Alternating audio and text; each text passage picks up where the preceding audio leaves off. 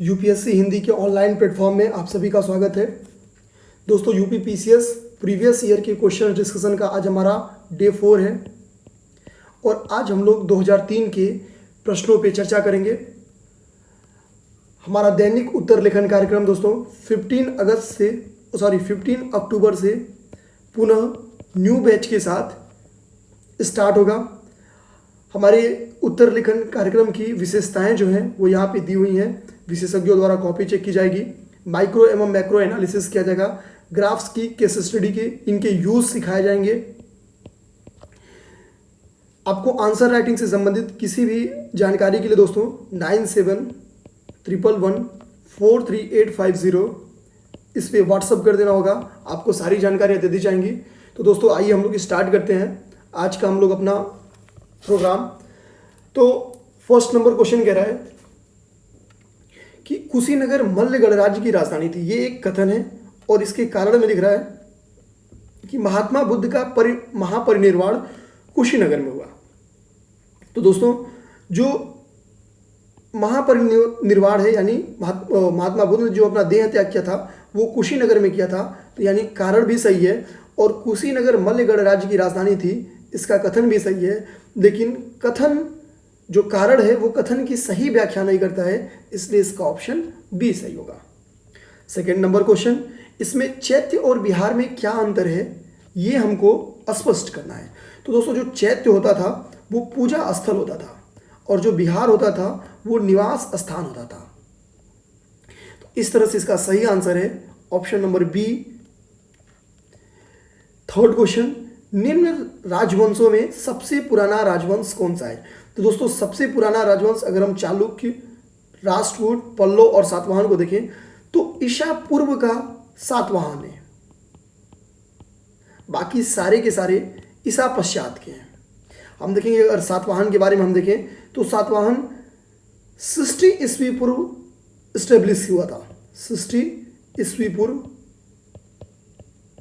Establish हुआ था। इसकी स्थापना, सातवाहन की स्थापना सिमुक ने की थी और राष्ट्रकूटों की स्थापना दंतीदुर्ग ने की थी। तो ये बेहद इंपॉर्टेंट है। आगे हम अगर कुछ और फैक्ट देखें तो जो चालुक्य था उस वंश की स्थापना पुलिकेशन प्रथम ने की थी। पल्लव वंश की स्थापना सिंहवर्मन ने की थी। तो ये एक इंपॉर्टेंट है, देख लेंगे दोस्तों। नेक्स्ट क्वेश्चन पे है कि निक नेम एक साइड में है और उनका फेमस नेम एक साइड में है, तो हमको बताना है कि मैच कराना है। तो दोस्तों ये बहुत आसान सा क्वेश्चन है। चाणक्य को ब्रह्म विष्णुगुप्त के नाम से जाना जाता था और अशोक को प्रियदर्शी के नाम से जाना जाता था। ये क्लास 6 की एनसीईआरटी में हमको आसानी से मिल जाएगा। तो अगर इस हिसाब से हम लोग देखें तो डी का 4 और सी का 1 हो जाएगा, तो ऑप्शन इसका सी सही हो जाएगा। दोस्तों चंद्रगुप्त को जो यूनानी लेखक हैं वो सेंड्रोकोट्स, एंड्रोकोट्स कुछ ऐसे नाम से रिप्रेजेंट करते थे। साथ में जो बिंदुसार है उसको अमित्र घात्र यानी शत्रुओं को नष्ट करने वाला कहा जाता था। शत्रुओं को नष्ट करने वाला। दोस्तों एक हम लोग इंपॉर्टेंट फैक्ट यहां पे और देख लेंगे जो कि बेहद इंपॉर्टेंट है और कई बार पेपर में क्वेश्चन आया है। अशोक का नाम 4 अभिलेखों में अशोक मिलता है। उसमें एक है मास्की, दूसरा है गुर्जरा, तीसरा है नट्टरूर और चौथा है उदयगोलम। उदयगोलम। तो ये 4 अभिलेख बेहद इंपॉर्टेंट है। Next question, fourth number question, सम्राट हर्षवर्धन ने 2 महान धार्मिक सम्मेलन का आयोजन कहाँ किया। तो कन्नौज में और प्रयाग में। दोस्तों हम लोग जानते हैं कि सम्राट हर्षवर्धन हर 5वें वर्ष प्रयाग में आते थे और दान करते थे। तो बेसिकली वो एक धार्मिक सम्मेलन ही हुआ करता था। तो प्रयाग तो इसका सही है, कन्नौज को समझते हैं। तो जो हर्षवर्धन थे वो स्टार्ट में शिव भक्त थे, लेकिन बाद में वो दिवाकर मित्र और वेनसॉन्ग के संपर्क में आए। दिवाकर मित्र और वेनसॉन्ग के संपर्क में आने के बाद उनको बौद्ध धर्म की ओर वो घूम गए। तो उन्होंने एक कन्नौज में धार्मिक सम्मेलन का आयोजन किया था। तो इसका सही आंसर है कन्नौज और प्रयाग, जिसका सही होगा ऑप्शन ए। 6वें नंबर क्वेश्चन पे जाएं तो ये क्वेश्चन है कि वारंगल प्रसिद्ध है, वारंगल किस लिए प्रसिद्ध है? तो दोस्तों वारंगल दक्षिण भारत का एक नगर था जहां पे लोहे की खाने यानी लोहे की खानों के लिए फेमस था ये। तो ऐसे में इसका सही ऑप्शन सी हो जाएगा, लोहे एवं यंत्रों के उपकरण हेतु, क्योंकि वारंगल लोहे की खानों के लिए प्रसिद्ध था।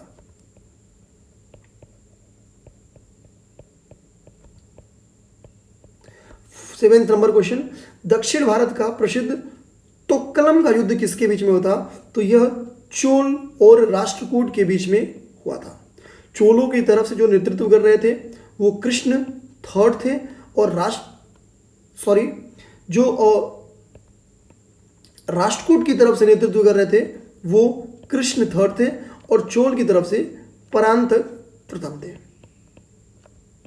दोस्तों इसमें राष्ट्रकूटों की विजयी हुई थी, यानी कृष्ण थर्ड जो थे वो विजयी हुए थे। तो इसका सही ऑप्शन है चोल एवं राष्ट्रकूट के मध्य। नेक्स्ट क्वेश्चन, एलिफेंटा, श्रवण बेलगोला, खजुराहो और सांची को मैच कराना है इन कुछ स्मारकों से। तो अगर हम लोग खजुराहो को देखें दोस्तों, तो खजुराहो को हम लोग मंदिर, खजुराहो के मंदिर के तौर पे जानते हैं, यानी आसानी से हम लोग सी को 2 मैच कर सकते हैं, क्योंकि एक स्टेटमेंट है कि खजुराहो के मंदिर पड़ते हैं। खजुराहो एमपी में है, मध्य प्रदेश में है। तो अगर हम लोग सी का 2 मैच करा दें तो केवल एक ही ऑप्शन है, और वो ऑप्शन है बी। और सांची के स्तूप के बारे में हम लोग सुनते हैं कि सांची का स्तूप जो कोई बौद्ध धर्म का है, तो डी का 1, तो इसका डी का 1 यहाँ पे हमको मिल गया। दोस्तों सांची में एक सबसे बड़ा स्तूप जो है उसका नाम है महास्तूप, और इसका निर्माण जो है वो अशोक के द्वारा कराया गया था, अशोक के द्वारा कराया गया था। नेक्स्ट अगर हम लोग श्रवण बेलगोला देखें तो श्रवण बेलगोला मूर्ति के लिए फेमस है, क्योंकि यहाँ पे एक ऐतिहासिक मूर्ति है, वो है गोमतेश्वर की। तो श्रवण बेलगोला में गोमतेश्वर की मूर्ति है, और इसी के लिए श्रवण बेलगोला फेमस है। श्रवण बेलगोला कर्नाटक में स्थित है, कर्नाटक में स्थित है। अब हमारे पास एक ऑप्शन बचा एलिफेंटा, तो एलिफेंटा की गुफाएं, तो इसका ए का थर्ड से हो जाएगा, यानी अगर हम लोग अब सही आंसर देखें, मैच करें, तो इसका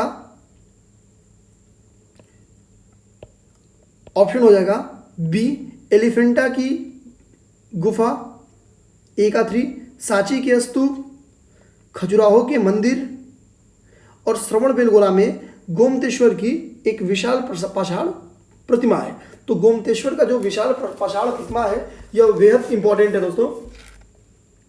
नेक्स्ट है भोजशाल मंदिर की अधिष्ठात्री देवी हैं। तो राजा भोज ने भगवती सरस्वती की एक मंदिर स्टेब्लिश की थी। तो इसका सही आंसर है डी कि भोजशाला मंदिर भगवती सरस्वती का है। नेक्स्ट 10 नंबर क्वेश्चन पे आते हैं। निम्नलिखित राजवंशों में से किसके शासक अपने शासन काल में ही अपना उत्तराधिकारी नियुक्त करते थे, यानी उत्तराधिकारी के युद्ध वहां पे हमको देखने को नहीं मिलेंगे। तो ये ऑप्शन है इसका बी, चोलो अपना उत्तराधिकारी नियुक्त करते थे। चोलो के एडमिनिस्ट्रेशन से संबंधित अगर हम लोग कुछ और जानकारी देखें तो जो उनकी राजाज्ञाएं होती थी वो ओले नाम से जारी की जाती थी, ओले नाम से।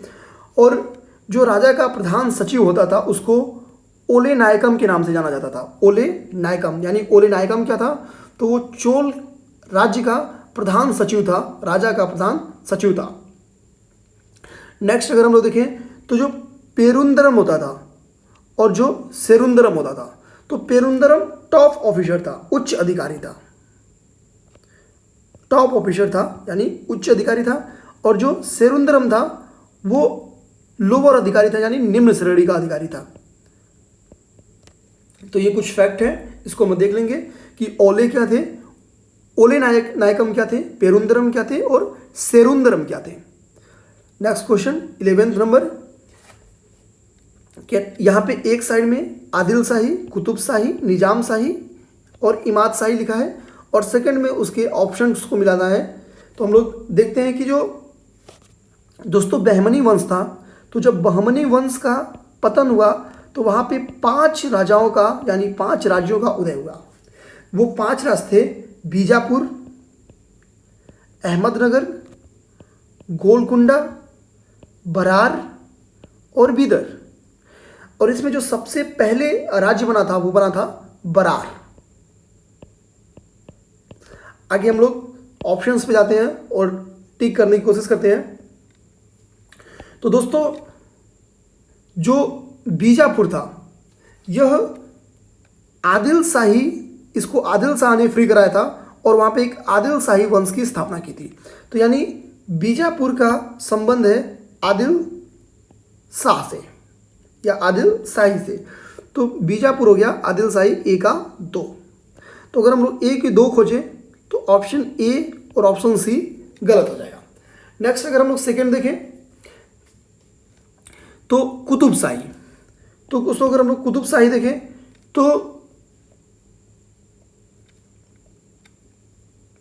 जो कुतुब शाही है वो कुली कुतुब शाह ने इसको स्टेब्लिश कराया था और ये गोलकुंडा से संबंधित था, गोलकुंडा से संबंधित था। तो अगर हम लोग बी को मिलाएं तो बी का सही है 3, कुतुब शाही गोलकुंडा। नेक्स्ट अगर हम लोग जाएं निजाम शाही, तो जो निजाम शाही दोस्तों वो अहमदनगर से संबंधित है। जो निजाम शाही वो अहमदनगर से संबंधित है और वहाँ पे मलिक अहमद ने निजाम शाही वंश की स्थापना की थी, निजाम शाही वंश की स्थापना की थी। यहाँ पे हम देखें निजाम शाही वंश। तो थर्ड ऑप्शन पे है, तो जो निजाम शाही वंश था वो था अहमदनगर यानी सी का 1। और इस तरह से ऑप्शन डी सही है, यानी जो इमाद शाही था उसका संबंध था बरार से। Next 12th number question, Krishnadevaraya के दरबार में अष्टदिग्गज कौन थे? अष्टदिग्गजों के बारे में हमको बताना है। ये बेहद इंपॉर्टेंट क्वेश्चन, यानी इस अब तक के डिस्कशन का सबसे इंपॉर्टेंट क्वेश्चन को स्टिक करना हो तो हम लोग इस क्वेश्चन को मानेंगे। तो हम लोग देखेंगे तो विजयनगर साम्राज्य का जो सबसे महत्वपूर्ण, सबसे अच्छा जो शासक था उसको हम लोग कृष्णदेवराय को मानते हैं। बाबर ने भी अपनी आत्मकथा में कृष्णदेवराय को भारत का सर्वाधिक शक्तिशाली शासक बताया है। तो आगे अगर हम लोग कृष्णदेवराय के बारे में कुछ फैक्ट जानने की कोशिश करें तो जो अष्टदिग्गज थे वो तेलुगु से संबंधित थे, तेलुगु कवि थे। और इसमें पेद्दना जो थे वो सबसे महत्वपूर्ण थे, हालांकि इसमें तेनाली नाम भी एक इंपॉर्टेंट थे। तो अगर हम लोग अष्टदिग्गज की देखें तो इसमें 2 नाम याद रखेंगे, पेद्दना और तेनालीराम। किसने कृष्णदेवराय को भारत का सर्वाधिक शक्तिशाली शासक कहा है? तो बाबर ने कहा है। बाबर की आत्मकथा के बारे में कल के डिस्कशन में हम लोगों ने देखा था, तो दोस्तों एक बार वहां से आप देख सकते हैं। अष्टदिग्गजों का संबंध तेलुगु से था। नेक्स्ट, भक्ति आंदोलन को प्रारंभ किया गया था। तो भक्ति आंदोलन को प्रारंभ अलवार संतों के द्वारा किया गया था। हमको पता है 2 होते हैं, अलवार और नैनार। जो इसमें अलवार होते हैं वो वैष्णव होते हैं और जो नैनार होते हैं वो शैव होते हैं। तो इसको अलवार संतों ने स्थापित किया था और जो उत्तर भारत में लाने का इसको श्रेय जाता है वो रामानंद को जाता है, रामानंद को जाता है। नेक्स्ट क्वेश्चन, मुगल पीरियड से।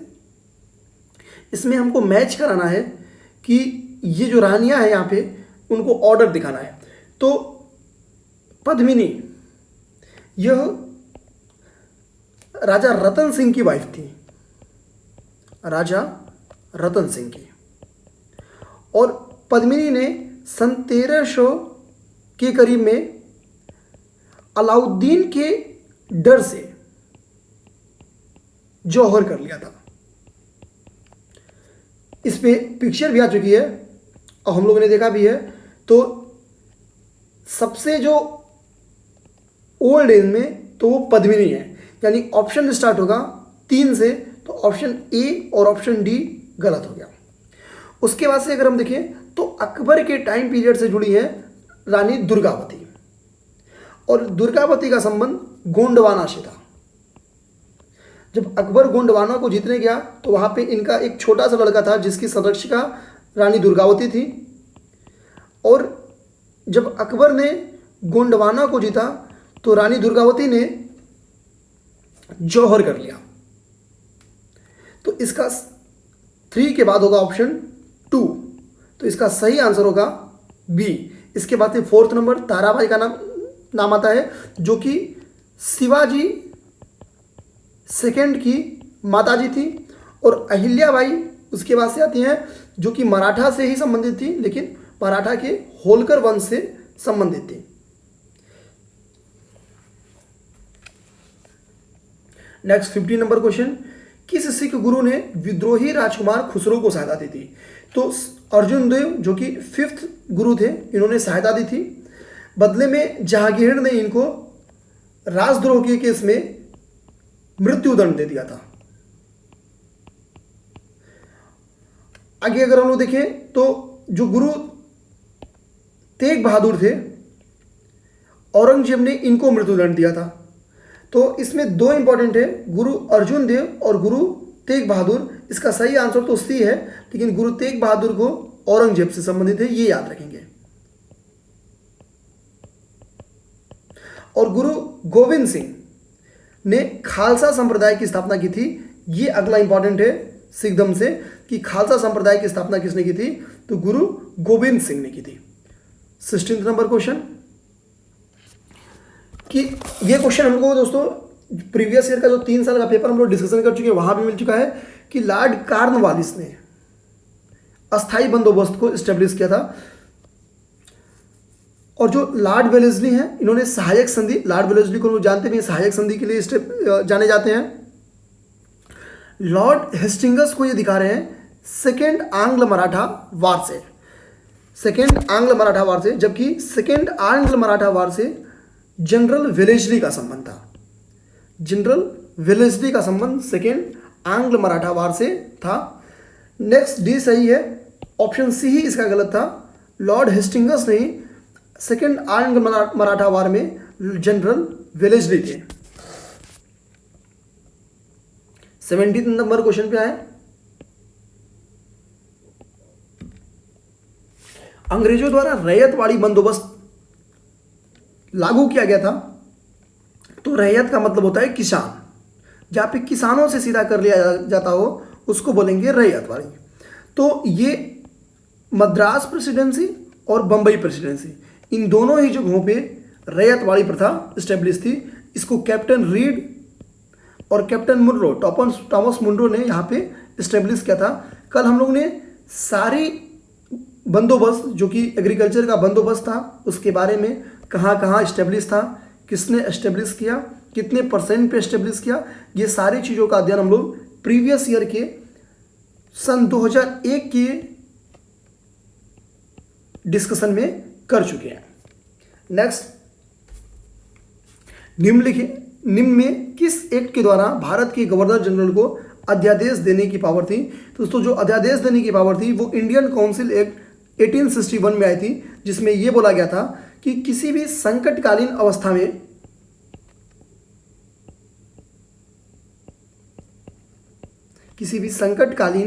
अवस्था में यह गवर्नर जनरल को पावर था कि वो विधान परिषद की अनुमति के बिना, यानी विदाउट अनुमति के, वो अध्यादेश को अनुमति दे सकता था जो कि 6 मंथ तक वैलिड था। तो इसका सही आंसर है इंडियन काउंसिल एक्ट। और ये दूसरा वेरी इंपॉर्टेंट क्वेश्चन इस टॉपिक का है।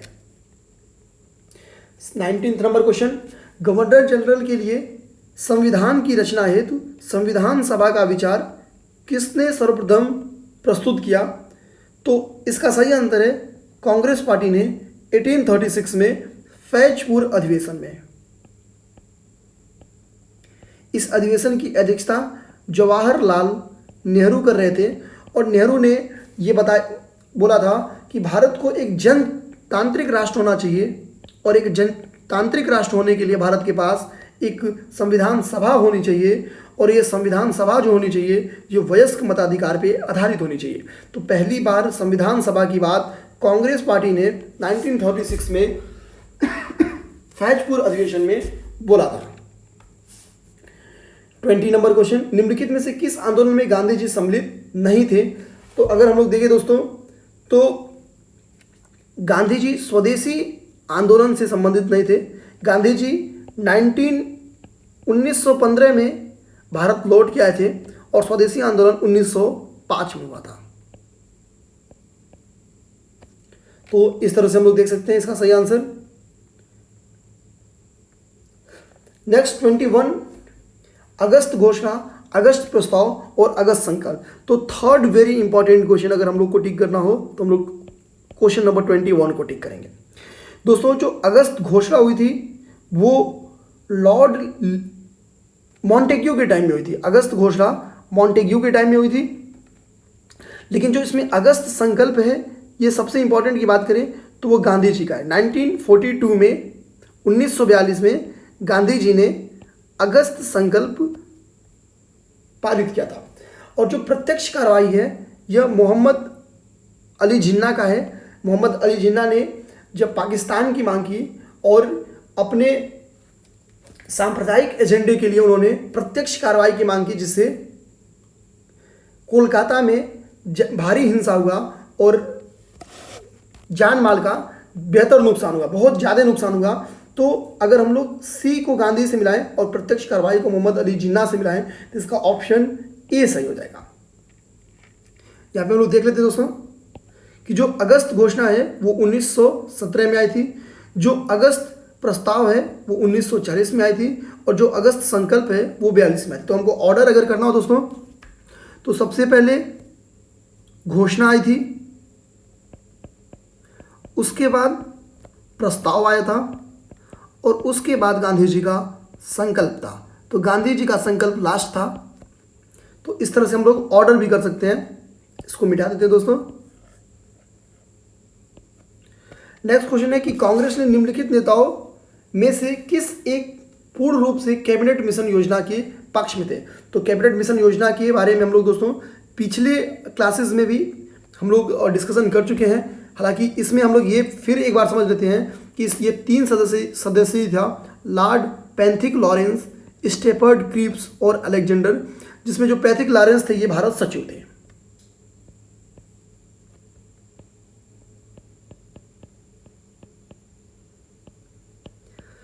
तो इसका सही आंसर है सरदार पटेल।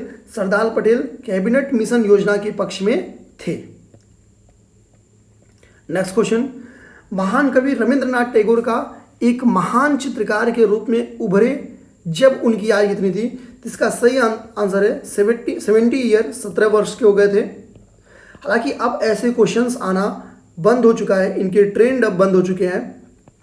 दोस्तों अगर हम लोग रविंद्रनाथ टैगोर के बारे में कुछ अच्छे फैक्ट्स को देखने की कोशिश करें तो रविंद्रनाथ टैगोर ने गीतांजलि लिखी थी और इसके लिए उनको नोबेल प्राइज़ दिया गया था। तो पेपर में क्वेश्चन आ सकता है कि रविंद्रनाथ टैगोर को किस चीज़ के लिए नोबेल प्राइज़ दिया गया था? तो गीतांजलि के लिए। और जो जनगण मन गीत लिखा था रविंद्रनाथ टैगोर ने, भारत ने उसको राष्ट्रगान के तौर पे, और अमारो मारो अमार सुमार बांग्ला, जिसको टैगोर ने ही लिखा था और बांग्लादेश ने उसको अपना राष्ट्रीय गान बनाया है। तो इकलौते ऐसे राइटर हैं रविंद्रनाथ टैगोर जिनके गीत को 2 देशों ने अपने राष्ट्रगान के तौर पे स्वीकार किया है। नेक्स्ट 24 नंबर, राष्ट्रीय आंदोलन की अवधि में जिस घटना ने मतभेद के बीज बोए और अंततः देश का विभाजन हुआ। तो दोस्तों हमको पता है कि 1909 का जो मॉर्ले मांटे सुधार था उसमें सबसे पहले सांप्रदायिकता के बीज बोए गए और मुसलमानों के लिए पृथक निर्वाचन क्षेत्र और स्थानों के आरक्षण की, पृथक निर्वाचन क्षेत्र और स्थानों के आरक्षण की व्यवस्था की गई। इसके बाद ये मांग उठी आगे के टाइम में 1919 में हम लोग देखेंगे यह रिजर्वेशन जो है वो सिखों को दिया गया और उसके आगे जाके 1935 में इसको और व्यापक किया गया और ईसाइयों, यूरोपियों और इंग्लो इंडियन तक इसको बढ़ाया गया। इसका सही आंसर है विधानसभा में मुसलमानों के लिए पृथक निर्वाचन क्षेत्रों और स्थानों का आरक्षण। नेक्स्ट क्वेश्चन 25 नंबर क्वेश्चन कि socialist party, communist party, Swaraj party और गदर पार्टी, इसको हमको मैच कराना है। दोस्तों इसमें सबसे आसान है, हम लोग स्वराज पार्टी को पहचानने की कोशिश करें और गदर पार्टी को। तो जो स्वराज पार्टी है इसको 1923 में 1923 में जब असहयोग आंदोलन फेल हुआ तो उससे क्षुब्ध होकर और गांधी जी ने उसको वापस लिया, CR दास और मोतीलाल नेहरू ने स्वराज पार्टी बनाई थी। तो स्वराज पार्टी यानी ऑप्शन सी ए से मैच हो गया, एक से मैच हो गया। तो इस तरह से हम देखें तो ऑप्शन सी और डी कट गया। जो गदर पार्टी है वो सैन फ्रांसिस्को में, पीछे हम लोग पढ़ चुके हैं, इसकी स्थापना की गई थी और इसकी स्थापना 1913 में लाला हरदयाल ने की थी। लाला हरदयाल ने की थी। तो इस तरह से डी का 3 हो जाएगा और सही आंसर जो होगा वो ऑप्शन ए टिक हो जाएगा। तो बाकी जो बचा उसको देखते हैं दोस्तों। तो जो सोशलिस्ट पार्टी है उसको राम मनोहर लोहिया ने, ये भी बहुत आसान सा ऑप्शन था कि सोशलिस्ट पार्टी जो थी उसको राम मनोहर लोहिया ने और PC जोशी ने कम्युनिस्ट पार्टी को स्थापना की थी। नेक्स्ट क्वेश्चन, आचार्य विनोबा भावे किस आंदोलन में भाग लेने के लिए प्रथम बार गिरफ्तार हुए? तो वो आंदोलन था सविनय अवज्ञा आंदोलन, जो कि 1930 में स्टार्ट हुआ था और गांधी इरविन पैक्ट के बाद इसको ख़त्म किया गया और इसी के बाद सेकेंड गोलमेज सम्मेलन हुआ और इसी सम्मेलन में गांधी जी ने पार्टिसिपेट किया। फर्स्ट गोलमेज सम्मेलन में कांग्रेस ने पार्टिसिपेट नहीं किया था, थर्ड में भी कांग्रेस ने पार्टिसिपेट नहीं किया था। हालांकि फर्स्ट में कांग्रेस को छोड़कर अन्य सभी ने, जिन्ना ने, भीमराव अंबेडकर ने, सबने पार्टिसिपेट किया था। तो ये गोलमेज सम्मेलन बेहद इंपॉर्टेंट है, तो इसको देख लेंगे दोस्तों। आगे जैसे क्वेश्चन अगर मिलेगा गोलमेज सम्मेलन का नेक्स्ट ईयर के किसी प्रश्न में, तो हम लोग गोलमेज सम्मेलन के क्वेश्चनों पे ठीक से एक बार डिस्कशन कर लेंगे। नेक्स्ट 27 नंबर क्वेश्चन, भारत छोड़ो आंदोलन के परिणाम स्वरूप अंग्रेज और मुसलमान कांग्रेस के प्रति समान घृणा के कारण एक दूसरे के नजदीक आए। तो हम लोग देखेंगे दोस्तों कि जब भारत छोड़ो आंदोलन हुआ था तो इंग्लिश और जो मुस्लिम लीग थी इन दोनों के बीच में नजदीकियां बढ़ गई थी। नेक्स्ट कह रहा है कारण में कि जिन्ना ने ब्रिटिश सरकार के पक्के सहयोगी की तरह कार्य किया, मुसलमानों को सन 1942 में कांग्रेस आंदोलन से दूर रहने के लिए कहा। यही रीज़न है कि भारत छोड़ो आंदोलन में मुसलमानों की पार्टिसिपेशन की संख्या कम भी थी। तो कथन और कारण दोनों सही है और कथन कारण की पुष्टि भी करता है, तो इसका सही ऑप्शन हो जाएगा ए दोस्तों। निम्नलिखित में से किसे अशांति का जनक कहा जाता है? तो दोस्तों यह जो टाइटल है यह मिला हुआ था लोकमान्य तिलक को और ये देने वाले थे वैलेंटाइन चिरोल, जो कि इंडियन अर्नेस्ट के लेखक थे। तो वैलेंटाइन चिरोल ने यह बोला था कि भारतीय अशांति के जनक लोकमान्य तिलक है। एक्चुअली ये स्टेटमेंट देने के पीछे रीज़न था कि तिलक जी जो असली मुद्दे होते थे वो सारे मुद्दे को प्रेस के माध्यम से बताते थे। तो इसी से क्षुब्ध होकर वैलेंटाइन चिरोल ने इनको भारतीय अशांति का जनक कहा था। 1956 के 2 होम रूल लीग आरंभ की थी। कौन कौन लोग आरंभ किए थे? तो बेहद आसान सा क्वेश्चन, हम लोग पीछे डिस्कशन भी कर चुके हैं। तिलक और एनी बेसेंट ने। एनी बेसेंट का संबंध जो था वो आयरलैंड से था। सबसे पहले तिलक जी ने होम रूल लीग भारत में स्टेब्लिश किया था, हालांकि व्यापक एरिया पे एनी बेसेंट का था। तो सर्वप्रथम तिलक ने स्टेब्लिश किया, लेकिन व्यापक स्तर पे एनी बेसेंट ने। बाकी एनी बेसेंट की यहाँ पे न्यू इंडिया और कॉमनवेल्थ नाम की 2 उनकी पत्रिकाएं थी, साप्ताहिक पत्रिकाएं थी, जिसमें से न्यू इंडिया दैनिक पत्रिका थी। ये याद रखेंगे दोस्तों कि जो न्यू इंडिया थी वो दैनिक थी, लेकिन जो कॉमनवेल्थ थी वो साप्ताहिक पत्रिका थी। और जो तिलक जी की थी वो मराठा एवं केसरी थी। तो इस 2 फैक्ट को देखेंगे। ये क्वेश्चन इस बार BEO के भी एग्जाम में आया था दोस्तों। BEO के पूरे पेपर का डिस्कशन किया गया, एक बार आप लोग उसको देख लेंगे दोस्तों, क्योंकि वहाँ पे हम लोग PCS 2020 के गेस क्वेश्चंस पे चर्चा की है। हम लोग का मानना है कि 2 से 3 कम से कम 3 क्वेश्चन का बेनिफिट आपको पीसीएस के पेपर में वहाँ पे देखने को मिल जाएगा। तो एक बार बीईओ के पेपर की डिस्कशन को देख लेंगे दोस्तों। नेक्स्ट क्वेश्चन, जलियांवाला बाग कांड। पूर्व के दिनों में हम लोग इसको चर्चा कर चुके हैं। तो बैक ईयर के क्वेश्चंस को अगर हम लोग देखेंगे तो जलियांवाला बाग कांड हुआ क्यों, उसका रिजल्ट क्या हुआ, सारे डिस्कशन हम लोगों ने किया है कि डॉक्टर सैफुद्दीन किचलू और डॉक्टर सत्यपाल के अरेस्ट किया गया था। इसी के विरोध में लोग जलियांवाला जो बाग था पंजाब में वहाँ पे एकत्रित हुए। जनरल डायर ने यहाँ पे गुस्से में और चारों तरफ से गोलियां चला दी, जिसमें हजारों की संख्या में लोग घायल हुए थे और सैकड़ों की संख्या में लोगों की डेथ हुई थी। इसके मुख्य आरोपी जो थे वो जनरल डायर थे और इस पूरी घटना के प्रत्यक्षदर्शी जो थे वो उधम सिंह थे। उधम सिंह ने डिसाइड किया कि वो डायर को नहीं छोड़ेंगे और उन्होंने लंदन में जाके उधम सिंह ने डायर को गोली मार दी और उसके लगभग 2 महीने के बाद उधम सिंह को फांसी दे दी गई। नेक्स्ट ज्योग्राफी से क्वेश्चन है, 10 डिग्री चैनल पृथक करता है। तो दोस्तों हम लोग सारा देख लेते हैं कि जो 8 डिग्री चैनल होता है वो मालदीव एवं मिनिकॉय के बीच में है, या में से मालदीव एवं मिनिकॉय के बीच में 8 डिग्री चैनल है। अगर हम लोग थोड़ा सा हल्का कलर दें तो 8 डिग्री चैनल जो है वो मालदीव एवं मिनिकॉय के बीच में है। 9 डिग्री चैनल मिनिकॉय एवं लक्षद्वीप के बीच में है, और 10 डिग्री चैनल अंडमान एवं निकोबार के बीच में है। और जो हाफ डिग्री चैनल है दोस्तों, ये वेरी इंपॉर्टेंट है, भूमध्य रेखा और मिनिकॉय के बीच में। तो सारा डाटा हम लोग यहाँ पे दे दिए हैं, आप देख सकते हैं, और इसका सही आंसर होगा ए। 32 नंबर क्वेश्चन, भारत में निम्नलिखित राज्यों के समूहों में से कौन सा समूह पाकिस्तान के साथ सीमा साझा करता है। तो हम देखेंगे कि हिमाचल प्रदेश हमारा मध्यवर्ती राज्य है, तो ऑप्शन ए गलत होगा। यहाँ भी हिमाचल प्रदेश है तो ये भी गलत होगा। हरियाणा ये भी हमारा मध्यवर्ती है तो ये भी गलत होगा। ऑप्शन बी इसका सही हो जाएगा। कह हरित क्रांति अधिक उपज देने वाली उन्नत बीजों का प्रयोग हुआ जिसके लिए आवश्यक है।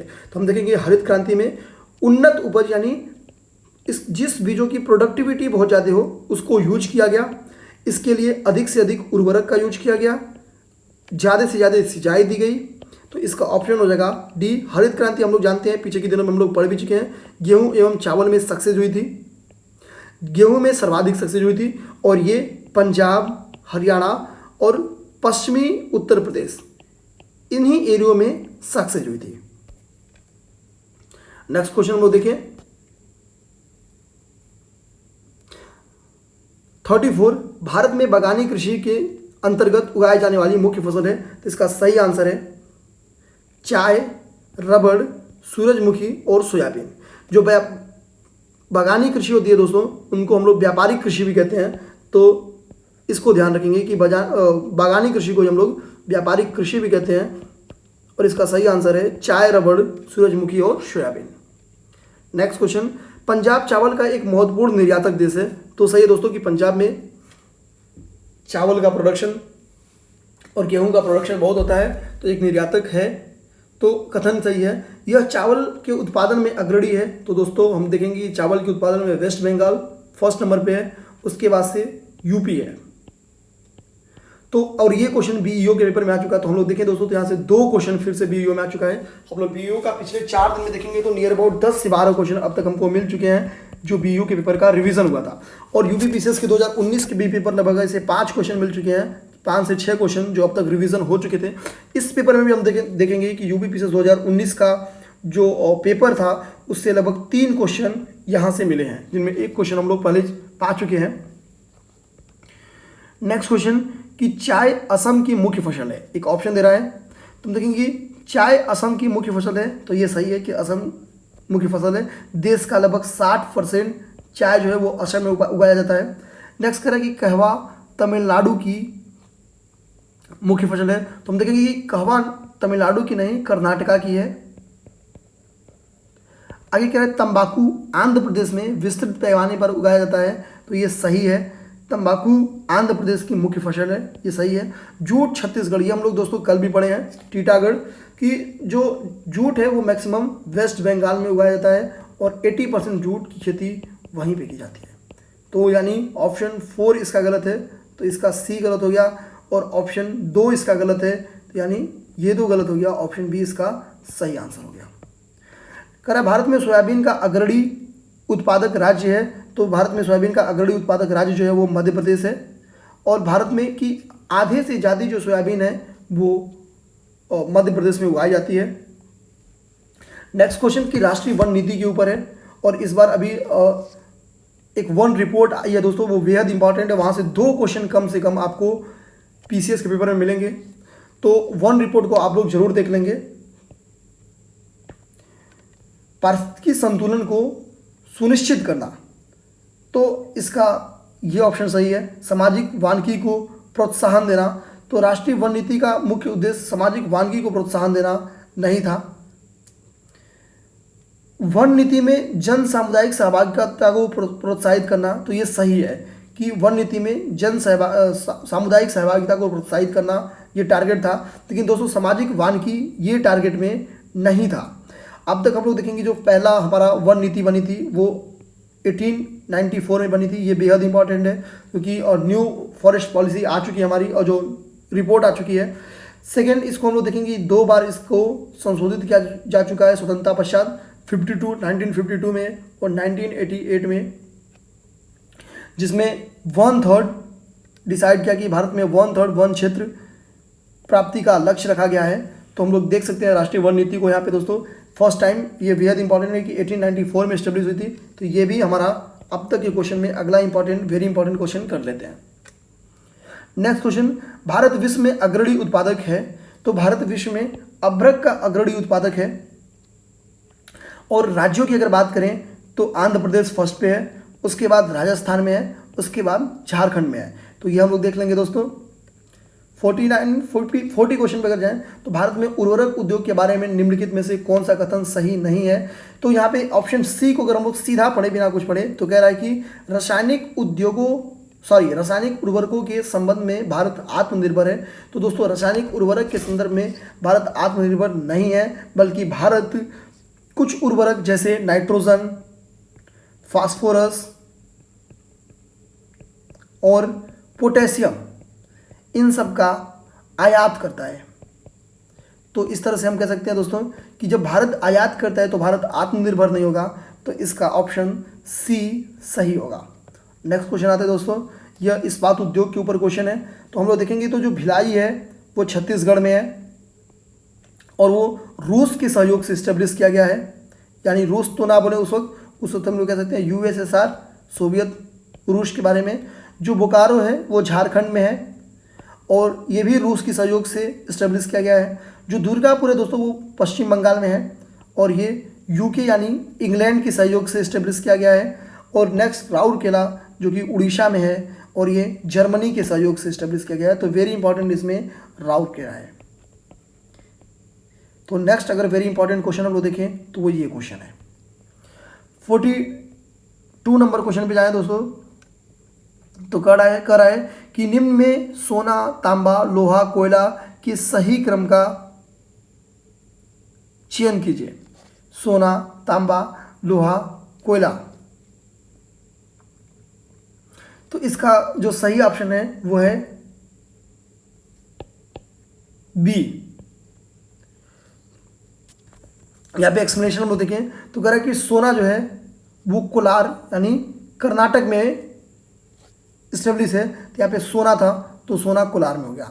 तांबे की बात कर रहा है तो तांबा देखें हम लोग, तो तांबा खेतड़ी में तांबे की खान है, जिसको हम लोग कल भी पढ़े थे। तो यहाँ पे सेकंड पे तांबा देखें तो यहाँ पे खेतड़ी है। उसके बाद से आगे लोहा कह रहा है, तो लोहे में कुद्रेमुख देखें तो कुद्रेमुख यहाँ पे है। उसके बाद से कोयला, तो कोयला झरिया फेमस है।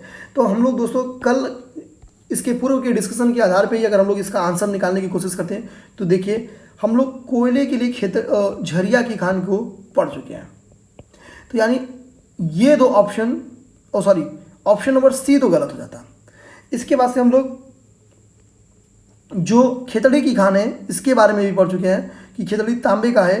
तो अगर हम लोग एक ही ऑप्शन देखते केवल खेतड़ी पता रहता, पूर्व के जो 3 हमारे क्लास से हम लोग डिस्कस किए अगर देखे होते हैं तो भी इसका सही आंसर हम लोग भी टिक कर देते हैं। अगर हमको एक्सप्लेनेशन नहीं भी पता रहता तो भी, लेकिन अब हम लोग याद कर लेंगे दोस्तों कि कोलार सोना से संबंधित है। जो कि कर्नाटक का एरिया है। खेतड़ी तांबा से है, जो कि राजस्थान का से है। और लोहा कुद्रेमुख, और जो कोयला है वो झरिया जो कि झारखंड से संबंधित है। तो देख लेंगे दोस्तों। मध्य प्रदेश में कोरबा का महत्व है, तो दोस्तों इसका सही आंसर है एल्यूमिनियम उद्योग के कारण। और हमको पता है दोस्तों कि जब मध्य प्रदेश राज्य पुनर्गठन हुआ था 2000 में, तो इससे छत्तीसगढ़ निकला था। तो कोरबे की खान मध्य प्रदेश से निकलकर चली गई थी छत्तीसगढ़ में। तो एल्यूमिनियम उद्योग के कारण फेमस कोरबा की खान अब कहाँ पे है, तो अब छत्तीसगढ़ में है। कल्पक्कम प्रसिद्ध है, तो कल्पक्कम परमाणु शक्ति संयंत्र के लिए प्रसिद्ध है। और कल्पक्कम के बारे में दोस्तों हम लोग कल भी पढ़ चुके हैं कि तमिलनाडु राज्य में स्थित है। ये सारी चीज़ें हम लोग कल भी पढ़ चुके हैं। और यह भारत की पहली परियोजना है, परमाणु संयंत्र परियोजना है। तो ये देख लेंगे दोस्तों। तो ये क्वेश्चन भी हम लोग पहले पढ़ चुके थे। नेक्स्ट 45 नंबर क्वेश्चन देखें, तो भारत के पश्चिमी तटीय निम्नांकित शहरों पर विचार कीजिए। तो दोस्तों अगर हम लोग जंजीरा देखें, तो जंजीरा गुजरात में स्थित है। उसके बाद से अगर हम लोग कन्नौर देखें, तो ये कर्नाटक में स्थित है। सिंधुदुर्ग देखें, तो ये महाराष्ट्र में स्थित है। और कन्नूर दोस्तों केरला में स्थित है। सॉरी इसके लिए, कन्नूर केरला में स्थित है। और जो नारकोइल है ये तमिलनाडु में स्थित है। तो अब हम लोग इसको आसानी से अरेंज कर सकते हैं। तो सबसे पहले हो जाएगा जंजीरा यानी ऑप्शन 1, उसके बाद से हो जाएगा महाराष्ट्र यानी ऑप्शन 4, उसके बाद से हो जाएगा कन्नूर यानी ऑप्शन 2, उसके बाद से नागरकोइल यानी ऑप्शन 3। इसका सही उत्तर है ऑप्शन डी। नेक्स्ट क्वेश्चन, 2 राष्ट्रीय राजमार्ग कन्याकुमारी श्रीनगर राजमार्ग एवं पोरबंदर सिलचर राजमार्ग जो राष्ट्रीय राजमार्ग विकास परियोजना के अंतर्गत निर्मित किए गए हैं, एक दूसरे को मिलेंगे। तो दोस्तों 2 जो राष्ट्रीय राजमार्गों का नाम है पहले देख लेते हैं, कन्याकुमारी श्रीनगर और दूसरा है पोरबंदर सिलचर। दोस्तों ये झांसी में मिलते हैं और ये रिपीटेड क्वेश्चन है, कितनी बार ये पेपर में आया हुआ है। तो हम लोग इस क्वेश्चन को वेरी इंपॉर्टेंट तो नहीं कर सकते हैं, बट इसको इंपॉर्टेंट कर लेंगे कि झांसी में मिलता है। जब भी आपको लोग कहीं मिले कि 2 राजमार्ग एक दूसरे के पास काटते हैं, तो उसका समझ जाएगा कि वो एक कन्याकुमारी एवं श्रीनगर है, दूसरा पोरबंदर एवं सिलचर है, तो वो झांसी में काटेगा। तो क्वेश्चन बदल के भी आ सकता है कि वो कौन से 2 राष्ट्रीय राजमार्ग है जो एक दूसरे को झांसी में काटते हैं। तो कन्याकुमारी श्रीनगर और पोरबंदर सिलचर राजमार्ग जो है वो एक दूसरे को झांसी में काटते हैं। नेक्स्ट क्वेश्चन, संसार का आर्द्रतम स्थान है, तो संसार का आर्द्रतम स्थान मानिसराम है। यहाँ पे जो औसत वर्षा होती है वो 11,000 mm प्लस यानी मिलीमीटर प्लस वर्षा यहाँ पे होती है। और जो मानिसराम है वो मेघालय में स्थित है और यही रीज़न है कि वो संसार का आर्द्रतम स्थल है। निम्नलिखित में से कौन स्कैंडिनेवियाई देशों के समूह में सम्मिलित नहीं है? तो हम लोग ध्यान से देखेंगे तो जो डेनमार्क है ये सम्मिलित है, जो नॉर्वे है ये भी सम्मिलित है, जो स्वीडन है ये भी सम्मिलित है। और ये क्वेश्चन हम लोग पिछले दिनों में चर्चा भी कर चुके हैं। तो इसका जो फिनलैंड है यही स्कैंडिनेवियन देश में शामिल नहीं है। फिनलैंड के बारे में एक फैक्ट याद रखेंगे दोस्तों कि इसको झीलों का देश कहा जाता है, झीलों का देश कहा जाता है। सेकेंड अगर हम लोग फैक्ट देखें तो जो नॉर्वे है इसको उगते हुए सूर्य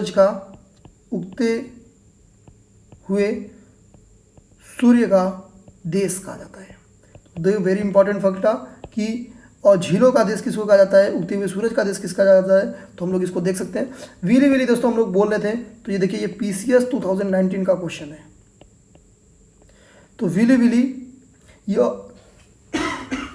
ऑस्ट्रेलिया के ऊपर चलने वाला एक उष्णकटिबंधीय चक्रवात है और ये PCS 2019 का क्वेश्चन है दोस्तों। तो हम लोग सीधा 50 नंबर क्वेश्चन पे आते हैं कि व्हाइट पर्वत कहाँ पाया जाता है। तो व्हाइट पर्वत USA में पाया जाता है।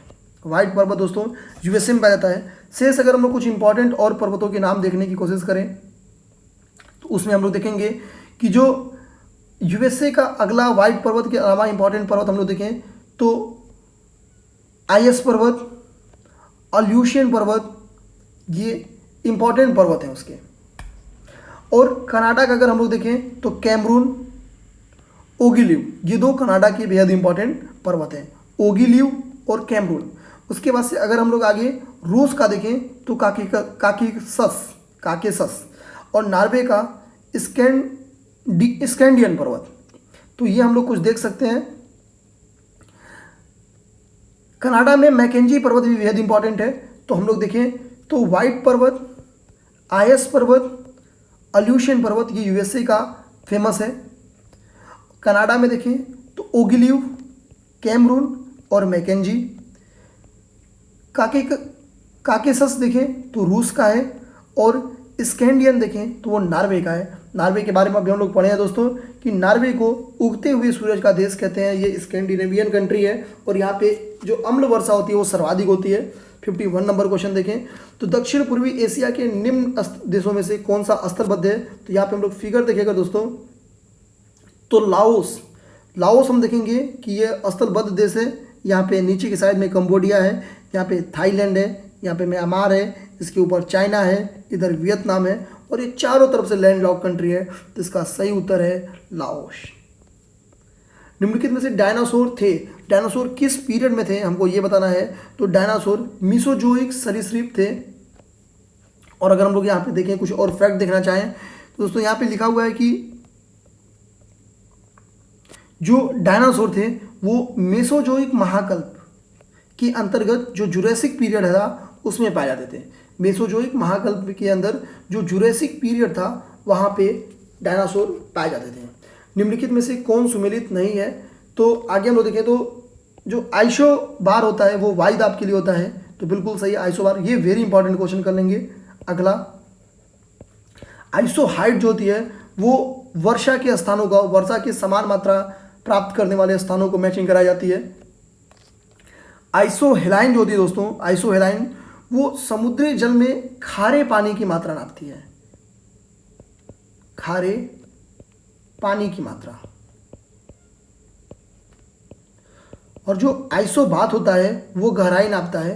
तो ये सही है। तो इसका सही आंसर हो जाएगा सी। नेक्स्ट देखें तो विश्व में प्राकृतिक रबड़ का सबसे बड़ा उत्पादक है। तो थाईलैंड, ये हम लोग प्रीवियस ईयर के जो पिछला 3-4 डिस्कशन है दोस्तों वहाँ पे हम लोग कर चुके हैं। दोस्तों हम लोग देखें तो यूएसए एवं जर्मनी ये प्राकृतिक रबड़ के उत्पादक हैं। तो ये चीज़ हम लोग याद रखेंगे कि अगर कृत्रिम रबड़ के, कि अगर प्राकृतिक रबड़ आया तो थाईलैंड आंसर होगा और अगर कृत्रिम रबड़ आया तो यूएसए ऑप्शन होगा। दक्षिण एशिया का सबसे बड़ा माल भारक बंदरगाह है। तो दक्षिण एशिया का सबसे बड़ा माल भारक बंदरगाह वो मुंबई है। लेकिन दोस्तों जो कोलकाता है ये सेकेंड लार्जेस्ट बंदरगाह है इंडिया का और इसको हम लोग पूर्व का द्वार भी कहते हैं, पूर्व का द्वार भी कहते हैं। तो इस तरह से हम लोग देख सकते हैं। 56 नंबर क्वेश्चन पे आते हैं। निम्नलिखित में से किसका सुमेल नहीं है। तो हम लोग देखेंगे जो अंसन है वो लोहा एवं इस्पात उद्योग के लिए फेमस है। जो डेट्राइट है वो ऑटोमोबाइल्स के लिए फेमस है। जो मिलान है वो रेशमी वस्त्र के लिए फेमस है। लेकिन जो चेल्याविंसक है वो पोत निर्माण के लिए ना होके वो इस्पात कारखाने के लिए फेमस है, इस्पात कारखाना के लिए फेमस है। तो चेल्याविंसक इसको हम लोग हाईलाइट कर लेते हैं, यह इस्पात कारखाने के लिए फेमस है। और चेल्याविंसक जो है यह रशिया में पाया जाता है, रूस में पाया जाता है। जो अंशक है ये चीन का है। जो डेट्राइट है जो यूएसए का है। जो मिलान है वो इटली का है। तो दोस्तों लोग देख सकते हैं कि अंसन लोहा एवं इस्पात उद्योग, डेट्राइट ऑटोमोबाइल्स, चेल्याविंसक इस्पात उद्योग, मिलान रेशमी वस्त्र के लिए। तो ये वेरी इंपॉर्टेंट कर लेंगे दोस्तों। नेक्स्ट क्वेश्चन, कोयले के निम्नलिखित प्रकार में से किस प्रकार के शेष प्रकार की अपेक्षा अत्यधिक कार्बन अंश होता है। दोस्तों अगर हम लोग ध्यान दें तो एंथ्रेसाइट कोयला, कोयले के कुछ प्रकारों के बारे में अगर हम लोग देखें, पहले यही देख लें तो एंथ्रेसाइट, बिटुमिनस, लिग्नाइट, पीट, ये सब कुछ कोयले के प्रकार हैं। तो जो सबसे ज़्यादा कार्बन पाया जाता है वो एंथ्रेसाइट में पाया जाता है। तो इसका सही आंसर है एंथ्रेसाइट। सबसे ज़्यादा कार्बन दोस्तों 90% जो कार्बन पाया जाता है वो एंथ्रेसाइट में पाया जाता है। तो इसका सही आंसर है ऑप्शन ए। नेक्स्ट क्वेश्चन, अगर हम लोग यहाँ से जनसंख्या और नगरीकरण के क्वेश्चन आने शुरू करें तो हम लोग देखेंगे कि इसको हम लोग नहीं करेंगे, कुछ हम लोग जो 2011 के डाटा मिल जाएंगे उसको कर लेंगे। तो कह रहा कि यूनिसेफ, यहाँ पे हम लोग ध्यान देते हैं कि यूनिसेफ की एक रिपोर्ट के बारे में पूछ रहा है। हालांकि ये क्वेश्चन बहुत पुराना है, तो हम लोग केवल काम भर की चीज़ देखेंगे कि यूनिसेफ की जो स्थापना हुई थी वो दिसंबर 1946 में हुई थी, और जो इसका मुख्यालय है वो न्यूयॉर्क USA में है। आगे हम लोग देख रहे थे दोस्तों कि 2011 की जनगणना के अनुसार, 2011 की जनगणना के अनुसार केरल जो है वो सर्वाधिक साक्षर राज्य है, 94% उसकी साक्षरता है। तो केरल की साक्षरता जो है, केरल की जो साक्षरता है वो 94% है,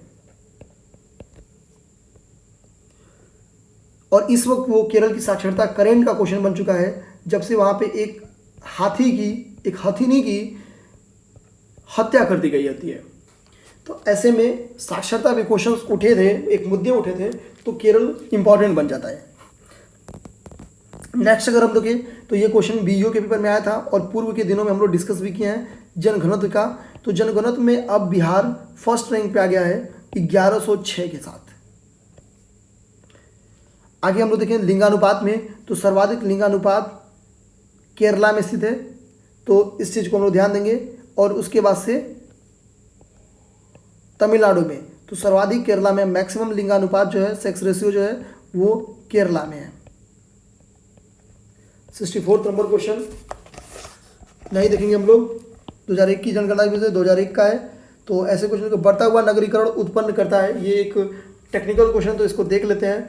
तो देखिए जो मेट्रोपॉलिटन नगर होते हैं वो 40 लाख प्लस जनसंख्या वाले जो नगर होते हैं दोस्तों, 40 लाख से अधिक जनसंख्या वाले, उनको मेट्रोपॉलिटन नगर कहते हैं। इनमें मलिन बस्तियों की संख्या बढ़ जाएगी। तो सही है दोस्तों कि मेट्रोपॉलिटन नगर में मलिन बस्तियों की संख्या बढ़ रही है, तो इसका पहला ऑप्शन तो सही है।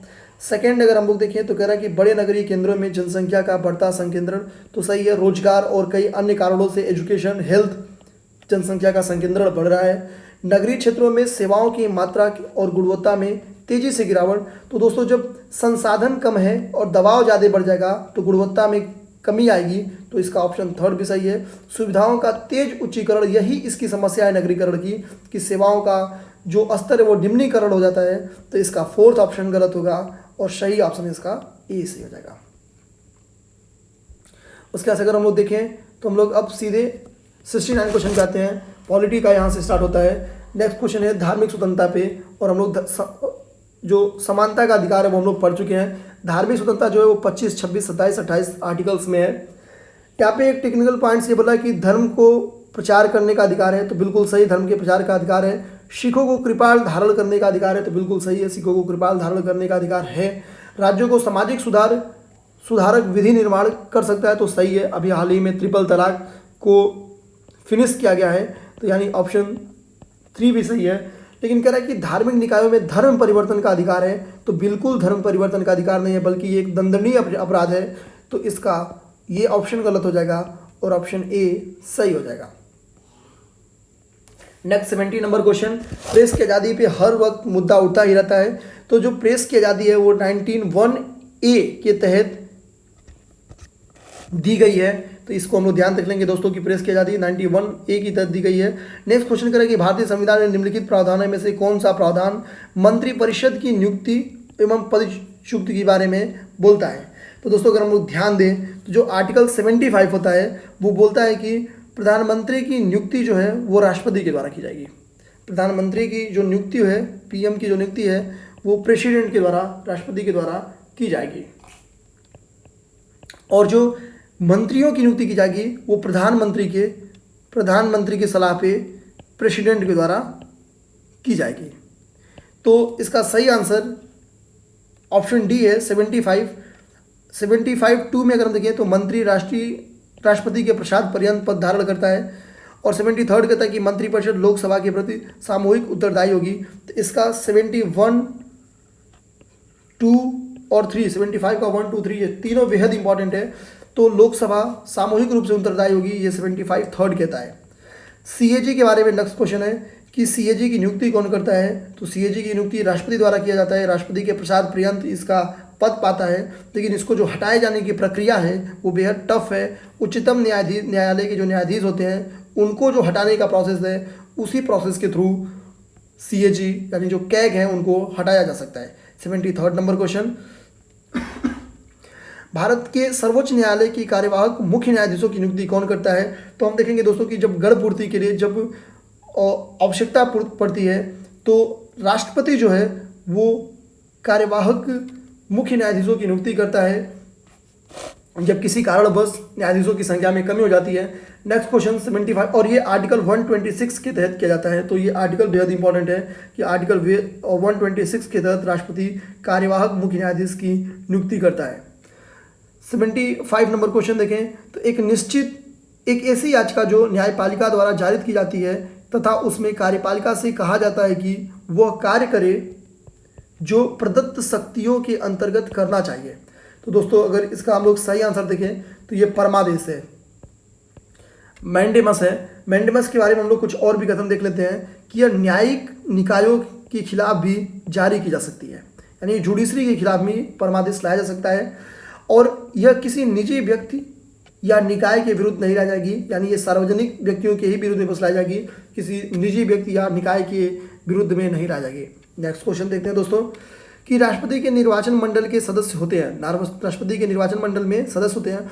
दोस्तों अगर हम लोग इसका सीधा ऑप्शन 2 देखें तो कह रहा है कि राज्य विधानमंडलों के दोनों सदनों के निर्वाचित सदस्य। दोस्तों दोनों सदनों के नहीं, केवल जो राज्य विधानमंडल का जो इलेक्टेड सदन है, जो विधानसभा है, केवल उसी को। तो ऑप्शन 2 इसका गलत होगा, 2 इसका गलत होगा। तो अभी हमारे पास बी और डी बचा है। दोस्तों अगर हम लोग 4 नंबर ऑप्शन पे जाएं तो दिल्ली एवं पांडिचेरी विधानसभाओं के निर्वाचन में पार्टिसिपेट करती हैं। तो दिल्ली एवं पांडिचेरी दोस्तों पार्टिसिपेट करती हैं, तो इसका सही आंसर हो जाएगा डी। नेक्स्ट क्वेश्चन पे हम लोग जाएं तो भारत के निर्वाचन आयोग के कार्य, भारत के निर्वाचन आयोग के कार्य में अगर हम लोग देखें दोस्तों तो पहला कह रहा है कि संसद एवं राज्य विधानमंडल के चुनाव करवाना। तो बिल्कुल सही है, ये राज्य विधानमंडल का भी चुनाव करवाती है। बस 73rd और 4th अमेंडमेंट के जो चुनाव है वो राज्य चुनाव आयोग कराती है। अगला कह रहा है कि राष्ट्रपति एवं उपराष्ट्रपति के लिए चुनाव करवाना। तो राष्ट्रपति एवं उपराष्ट्रपति के लिए चुनाव कराने की जिम्मेदारी भी इसी के ऊपर ही है। नेक्स्ट क्वेश्चन पे अगर हम लोग आएँ तो कह रहा है कि किसी राज्य के में स्वतंत्र एवं निष्पक्ष चुनाव के लिए अगर उपयुक्त दशा न हो तो राष्ट्रपति शासन लगाने की संतुष्टि कर सकता है। दोस्तों हम लोग जानते हैं कि राष्ट्रपति शासन तभी लग सकती है जब सरकार संविधान सम्मत ना चल रही हो, और ये सिफारिश या तो राज्यपाल कर सकता है या तो स्वयं राष्ट्रपति संज्ञान ले सकता है। तो ऐसे केस में 3rd गलत होगा, और 3rd गलत होगा तो इसका ऑप्शन बचेगा बी।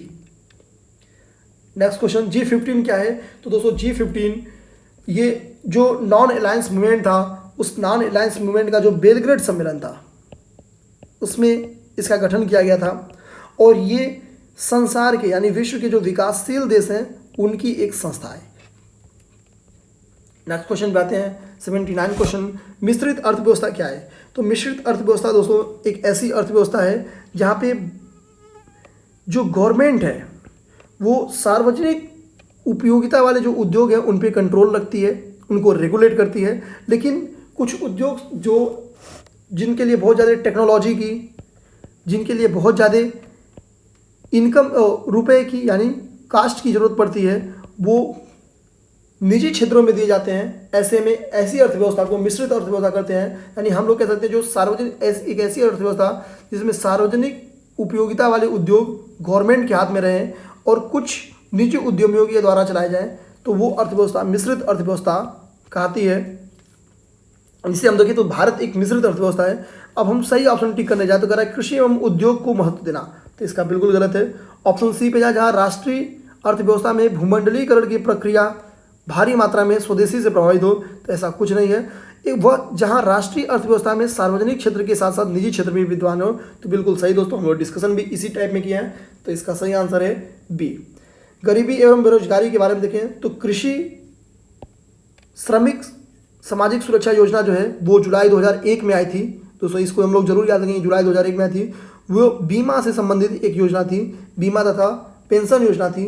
तो नेक्स्ट बधुआ मजदूरी, जिस पे हम लोग कल भी डिस्कशन किए हैं, जो बधुआ मजदूरी उन्मूलन अधिनियम था, इसको संसद ने 1976 में पास किया था, 1976 में पास किया था। तो ये बेहद इंपॉर्टेंट क्वेश्चन है, बैक ईयर में भी ये 2 बार हम लोग पढ़ चुके हैं, आ चुका है। नेक्स्ट क्वेश्चन की शहरी गरीबी, शहरी क्षेत्रों में गरीबी का जो मानक है, कैलोरी मानक है, उसके बारे में पूछ रहा है। तो दोस्तों शहरी क्षेत्रों में जो गरीबी का कैलोरी मानक है वो 2100 है, और ग्रामीण एरिया में चूंकि श्रम गहन एरिया वो होता है, वहाँ पे श्रम काफ़ी करना होता है, तो वहाँ पे 2400। एग्जैक्ट की अगर हम लोग बात करें तो एग्जैक्ट 2435 कैलोरी एनर्जी की बात करता है, और जो शहर में है वो 2095, यानी यहाँ पे हम लोग प्लस कर रहे हैं और यहाँ पे माइनस कर रहे हैं, तो इसको हम लोग ध्यान से देख लेंगे। निम्नलिखित में से कौन एक निजी बैंक है? तो दोस्तों हमारे पास कुल 19 राष्ट्रीय बैंक है, इसको हम लोग ध्यान देंगे। राष्ट्रीय बैंकों की कुल संख्या हमारे पास 19 है। उन जो राष्ट्रीय बैंकों की जो बैंक्स हैं उनके बारे में यहाँ पे लिखा है syndicate, union, Canara, oriental, corporation bank, Indian bank, united bank, Indian overseas bank, Vijaya bank, Punjab national bank, Allahabad bank, Punjab and Sindh bank, united commercial bank, bank of Maharashtra, Andhra Pradesh, Dena bank, bank of Baroda, central bank of India, ये सब राष्ट्रीय बैंक हैं। बाकी दोस्तों इन्हीं का नाम हम लोग याद कर लेंगे, एक बार देख लेंगे, याद तो नहीं कर लेंगे, जो थोड़ा थोड़ा इंपॉर्टेंट आपको लगे उसको आप लोग देख सकते हैं, और इग्नोर करके हम लोग बाकी प्राइवेट बैंक्स नहीं याद करेंगे, उनको इग्नोर करके निकाल लेंगे। अब नेक्स्ट कह रहा है कि आश्रय बीमा योजना का उद्देश्य है। तो दोस्तों जो आश्रय बीमा योजना थी यह अक्टूबर 2001 में स्टार्ट की गई है, अक्टूबर 2001 में स्टार्ट की गई है, और इसका उद्देश्य है ऐसे कामगारों जो कि बेरोजगार हो गए हैं उनको सामाजिक सुरक्षा देना। उनको सामाजिक सुरक्षा देना मतलब उनकी जो बेसिक आवश्यकताएं हैं उनको पूरा करने के लिए कुछ बेसिक उनको दे देना। तो इसका सही आंसर डी है। अब हम लोग 85 नंबर क्वेश्चन पे जाएं, तो यूरोपीय मुद्रा है, सॉरी राष्ट्रीय मुद्रा है कहाँ की? तो हम देखेंगे यूरो, ये जो है यूरोपीय संघ के जो देश हैं, जो राज्य हैं, उनका ये एक राष्ट्रीय मुद्रा है। नेक्स्ट क्वेश्चन 86 कह रहा है कि निम्नलिखित कीमत सूचकांकों में से केंद्र सरकार के कर्मचारियों की मजदूरी में क्षतिपूर्ति हेतु किसका प्रयोग किया जाता है? तो इसमें औद्योगिक कर्मियों के लिए उपभोक्ता कीमत सूचकांक का उपयोग किया जाता है। ये दोस्तों वेरी इंपॉर्टेंट क्वेश्चन है, हम लोग ध्यान देंगे कि केंद्र सरकार के कर्मचारियों की मजदूरी में क्षतिपूर्ति हेतु औद्योगिक कर्मियों के लिए उपभोक्ता कीमत सूचकांक इनका प्रयोग किया जाता है। तो नेक्स्ट 87 नंबर क्वेश्चन पर अगर हम लोग देखें तो भारतीय रिजर्व बैंक के संदर्भ में ये क्वेश्चन हमको बताना है। अगर हम लोग बहुत आसान से इसको इग्नोर करके क्वेश्चन तो करना चाहें दोस्तों, तो यहाँ पे हम लोग अगर तीसरा ऑप्शन पढ़े करा है, यह व्यापारिक घरानों को रेट देता है, तो हमको पता है कि ये बैंकों का बैंकर कहा जाता है, ये किसी व्यक्ति का बैंक नहीं कहा जाता है। तो ऑप्शन 3 को इग्नोर कर दें तो इसका ऑप्शन ये गलत हो जाएगा। अब हमारे पास ऑप्शन 4 बचता है कि नाबार्ड के कार्यों का पर्यवेक्षण करता है, तो इसका रेगुलेटिंग करना, पर्यवेक्षण करना, ये सब इसका काम है, नाबार्ड का करता भी है। तो ऑप्शन 4 गलत सही हो गया, तो ऑप्शन ए इसका चल जाएगा। यह शीर्ष बैंक है, बच्चा को इसको बताए। तो अगर हम लोग 1 और 4 को देख लें तो इसका सही आंसर है डी। 88 नंबर क्वेश्चन मुद्रा के अवमूल्यन के ऊपर है। तो हमको दोस्तों मुद्रा के अवमूल्यन का मतलब है कि हम लोग अपनी मुद्रा के प्राइस को गिरा दे रहे हैं। मुद्रा के अवमूल्यन से रिजल्ट क्या निकलता है दोस्तों? तो जो निर्यात होता है उसको तो बढ़ावा मिलता है, लेकिन आयात हमारे लिए महंगा हो जाता है। साथ ही साथ जो हमारी घरेलू उत्पादों का मूल्य है विदेशी मार्केटों में वो भी गिर जाता है। यही रीज़न है कि निर्यात को बढ़ावा मिलता है। अब हम लोग अगर कथन को पढ़ें तो मूल्य का अवमूल्यन करने से निर्यात को बढ़ावा मिलता है, तो बिल्कुल सही है, मूल्य का अवमूल्यन करने से निर्यात को बढ़ावा मिलता है। और अवमूल्यन से अंतर्राष्ट्रीय मुद्रा में घरेलू उत्पादों की कीमत गिर जाती है, तो सही है दोस्तों, घरेलू उत्पादों की कीमत गिर जाती है। यही रीज़न है कि वहाँ पे हमारे प्रोडक्ट्स की डिमांड बढ़ जाती है, और यही रीज़न है कि भारत का जो निर्यात है वो बढ़ जाता है। तो हम लोग कह सकते हैं कि कथन और कारण एक दूसरे की पुष्टि करते हैं। अब हम लोग 89 नंबर क्वेश्चन नहीं करेंगे क्योंकि ये उस टाइम ये करंट और इनका क्वेश्चन था। 90 नंबर क्वेश्चन कह रहा है कि भारत का उपभोक्ता संरक्षण अधिनियम जो 1986 है, तो ये यही पेपर में आ सकता है कि भारत का उपभोक्ता संरक्षण अधिनियम कब बना था, तो 1986। कह रहा है कि इसका संबंध में कौन सी व्यवस्था नहीं है। तो दोस्तों हम लोग देखेंगे तो उपभोक्ता संरक्षण अधिनियम में कई प्रकार की वस्तुएं एवं सेवाओं के लिए उपागम्य प्रतिस्पर्धात्मक मूल्यांकन, तो प्रतिस्पर्धात्मक मूल्यांकन मूल्य ये सही है। उपभोक्ता शिक्षा की बात की गई थी, ये भी सही है। समाज की कमजोर वर्गों के लिए वस्तुओं एवं सेवाओं की दरों में छूट, तो ऐसा कुछ नहीं है दोस्तों, सबके लिए इक्वल रेट है। तो ऑप्शन सी इसका गलत होगा, यानी यही सही आंसर होगा। दोस्तों शेयर मार्केटिंग का क्वेश्चन चूंकि उस वक्त की करंट का क्वेश्चन रहा था, इसलिए इसको हम लोग नहीं करेंगे। 94 नंबर क्वेश्चन पे देखिए, करा कि भारत में विदेशी विनिमय कोष के संदर्भ में निम्नलिखित कथनों पर चर्चा कीजिए। कह रहा है कि इसमें ऑप्शन सी पढ़े तो कह रहा है इसमें विदेशी आहरण अधिकार यानी जो SDR होता है वो सम्मिलित नहीं होता है। किसमें नहीं सम्मिलित होता दोस्तों? तो विदेशी विनिमय कोष में। लेकिन हम लोग जानते हैं दोस्तों कि विदेशी विनिमय कोष में विदेशी विनिमय परिसंपत्तियां, स्वर्णधारिता, SDR और IMF के पास जो आरक्षित निधि है, ये चारों यूज की जाती है। कौन सी चारों यूज की जाती हैं? तो विदेशी विनिमय संपत्तियां, स्वर्णधारिता, SDR और IMF के पास आरक्षित निधि, ये यूज की जाती है। तो यानी SDR यूज किया जाता है और यही गलत है, इसका ऑप्शन हो जाएगा सी। 95 व्यापार संबंधी बौद्धिक संपत्ति के अधिकार के निम्न विषय हैं। तो दोस्तों इसमें श्रमिक मानक ऐसा कुछ नहीं है। बाकी हमको पता है व्यापार मार्का है, भौगोलिक संकेतक उन प्रोडक्ट्स को दिए जाते हैं जो किसी खास क्षेत्र में डेवलप किए जाते हैं और उस रीजन की इकोनॉमी को बढ़ाने के लिए, जैसे बनारसी साड़ी, औद्योगिक परिरूप, ये भी सही है दोस्तों।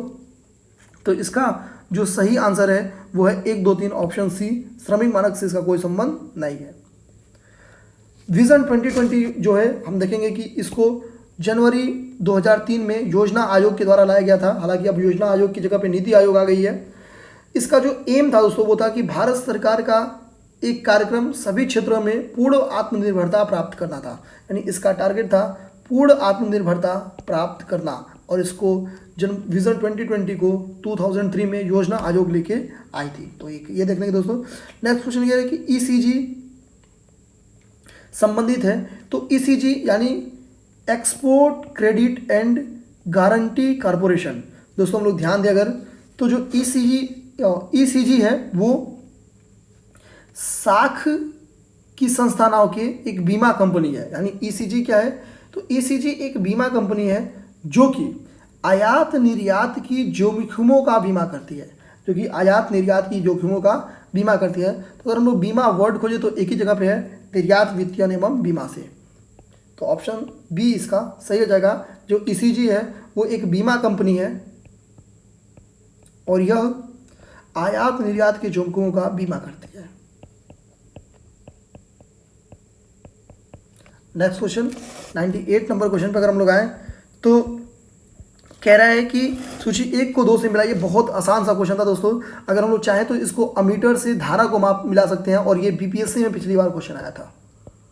तो हम लोग देखिए अमीटर को अगर हम लोग धारा से नापेंगे तो 1 को हम लोग 3 से मिला देंगे, तो 1 का 3 एक ही जगह है। ऑप्शन बी इसका सही हो जाएगा। और ये आपको NCERT में ईजिली ये आपको मेरा अंदाजा है कि 6-7 में मिल जाएगा, कि जैसे हम लोग इलेक्ट्रिसिटी चैप्टर पढ़ना शुरू करेंगे तो पहला यही है। उसके बाद अगर हम लोग देखें बैरोमीटर, तो ये वायु दाब मापी है, ये भी हमको 6-7-8 के NCERT में मिल जाएगा। तो ये वायु दाब मापी है बैरोमीटर। तो इस तरह से हम लोग देखें तो जो सी है उससे 1 मैच हो जाएगा। नेक्स्ट स्प्रिंग तुला जो है ये भार का मात्रक है, मापन राशि है। नेक्स्ट जो हाइग्रोमीटर या इसी को हाइड्रोमीटर कहते हैं। तो दोस्तों कभी भी हाइड्रा वर्ड आ जाना तो इसका मतलब भी होता है वाटर से रिलेटेड होता है, यानी आर्द्रता, सापेक्षिक आर्द्रता यहाँ पे हम लोग दे सकते हैं। तो इसका सही आंसर हो गया ऑप्शन बी। राडार उपयोग में आता है। दोस्तों राडार का जो अर्थ होता है, RA से वो रेडियो होता है, D से डिटेक्शन होता है और R से रेंजिंग होता है। तो राडार उपयोग में आता है तो ये रेडियो तरंगों द्वारा वस्तुओं की स्थिति याद करने के लिए। तो इसका सही आंसर है सी। नेक्स्ट क्वेश्चन जिसको हम लोग कल डिस्कशन भी किए थे, कह रहा है कि समस्थानिक होते हैं। तो जो दोस्तों समस्थानिक होते हैं उनके जो प्रमाण क्रमांक होते हैं वो समान होते हैं, जैसे 1, 1, 1, और जो प्रमाण द्रव्यमान होते हैं वो भिन्न होते हैं, जैसे 1, 2, 3। अगर हम लोग देखें तो हमारे पास यहाँ पे हाइड्रोजन के 3 समस्थानिक हैं, प्रोटियम, ड्यूटेरियम, ट्राइटियम। और इस तरह से हम लोग यहाँ पे देख सकते हैं। ऑप्शन पे जाएं तो प्रमाण भार भिन्न होता है और प्रमाण क्रमांक समान होते हैं। तो ये वेरी इंपॉर्टेंट क्वेश्चन हम लोग कह सकते हैं। 100 नंबर क्वेश्चन पे जाएं तो कह रहा है त्वरण बल कृत क्या है और आवेग का मात्रक क्या है, इकाई क्या है। तो त्वरण का जो दोस्तों इकाई है वो है मीटर पर सेकेंड स्क्वायर, यानी ए का इसका ऑप्शन हो जाएगा 4। जो बल है वो न्यूटन है, तो यानी बी का हो जाएगा 3। कृत कार्य, कार्य का जूल होता है, तो इसका हो जाएगा जूल, और आवेग का न्यूटन सेकेंड हो जाएगा। तो अगर हम लोग ऑप्शन को मिलाएं तो इसका ऑप्शन है डी। नेक्स्ट क्वेश्चन कि वो कौन सा टेम्परेचर है जहाँ पे सेल्सियस और फ़ारेनहाइट समान हो जाते हैं, तो -14 डिग्री, -40 डिग्री, ऑप्शन ए इसका सही है दोस्तों।